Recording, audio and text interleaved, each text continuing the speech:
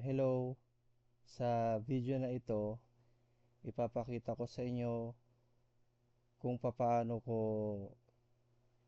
kinukuha yung data sa Philippine Stock Exchange nang sa gayon magkaroon ako ng sarili kong dynamic search. Okay, so kung nagtitrade kayo sa Philippine Stock Exchange, maganda tong gamitin. So ang una nating gagawin ay ilo-load natin yung Python script na ginawa ko, which is app.py. Okay, so once na nakita na natin itong address na ito, pwede na natin itong search sa ating web browser. So ganito siya pag nag-load. So i-refresh muna natin. Yan. Then, ang gagawin natin dito is i-fetch natin yung data.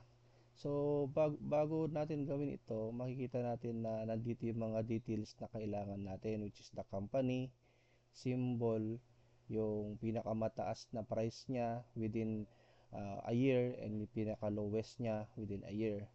Then, kukunin natin yung kanyang average, then yung open price niya ngayong araw, at yung last price niya.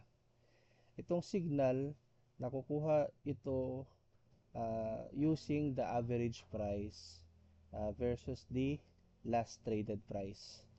Okay, so pag pinindot na natin itong fetch data, ganito ang mangyayari. Ayan, so ipapopulate niya yung mga companies ng nasa listed ng Philippine Stock Exchange Index. Okay, so makikita natin dito na si Keepers Holding Incorporated, may symbol na Keep R. Then ito yung kanyang 52 weeks high, 52 week low, kanyang average price, then yung open price niya ngayong araw. Then ang last traded price niya is 2.75. Since mataas ng 10% sa ating average, is nagkaroon siya ng signal na sell. Okay, so sa mga buy signal naman, it's less 10%. So gaya ni A. Brown Company Incorporated, ang kanyang average price ay nasa 0.0605. So ang open price niya is 0.54, last trading price niya 0.54. So since it's lower than 10% or magkakaroon siya ng signal na buy. So yung price difference na 10%, pwede mo yung gamitin na yun yung itataas ng iyong pera.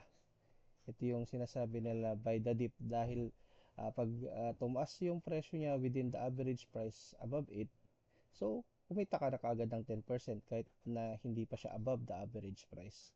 So from 0.54 to 0.605, there's a negative 10% na pwede niyang o baka mas mahigit pa. Tapos kapag bumalik itong 0.54 to 605, then 0.605, then yun yung possible na kitain or patong ng pera mo o investment mo. So ayan. Ngayon, sabi natin, there are at least 198 companies sa Philippine Stock Exchange Index. So paano ko malalaman yung ibang kumpanya aside from browsing it down, okay, yung scrolling it down? So ito yung yung tinatawag natin na dynamic search. As we type the symbol, for example, we type it, example is dito, okay, kasi mainit na stock to noon. Ayan, so lahat ng kumpanya na may symbol na nag-i-start sa letter D, makukuha niya na lahat. Then ganun din ang kanyang function, so makikita na natin lahat dito. Halimbawa, gusto mo mag-trade sa mga blue chip stocks like Ayala, so tignan natin Ayala. Ayan, Ayala, tignan natin dito, Ayala Land Logistics. Ayan, so kita natin dito. Ngayon, yung ibang symbol dyan, kung kabisado nyo, ayun, at least may lalagay nyo dito. Like, for example, BDO. Yan. So, yan yung symbol niya. May lalagay nyo. Pag hindi nyo alam, syempre, subukan natin yung mga first letter ng mga kumpanya. Sabihin na natin si Citicorp. Ayan, Citicorp. Tingnan natin kung may makikita tayong Citicorp dito. Ayun. City Core Energy REIT, yan, si REIT.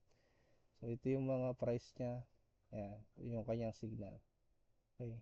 Ngayong araw is holiday sa Pilipinas. So possible na kaya hindi gumalaw tong mga ito kasi nga nakabase lang siya nung Tuesday uh, or Wednesday kasi ngayong araw na to, Thursday is a holiday, it's a Labor Day sa Pilipinas. So ganito po siya nagfa-function. So sa mga gustong makakuha ng script na ito, pwede nyo akong i-comment sa baba at mapag-uusapan natin kung magkano yung price nyo kung gusto nyo bilhin ito. Sa, hanggang dito na lang po. Salamat.